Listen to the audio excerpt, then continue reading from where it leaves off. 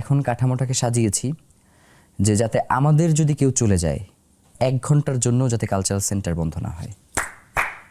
Beautiful. আমার এনটিআরসিতে ইংরেজি শিক্ষক হিসেবে জব হয়েছে, আমি চলে যাব এলাকায়।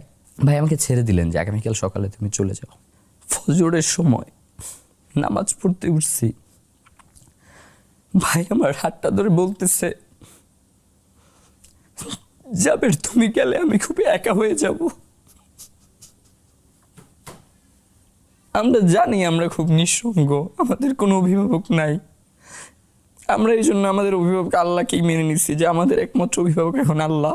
যে ওই রিক্সাটা যদি আমি থাকতাম তাহলে হয়তো ভাগ্যে গুলি করতে পারতো না।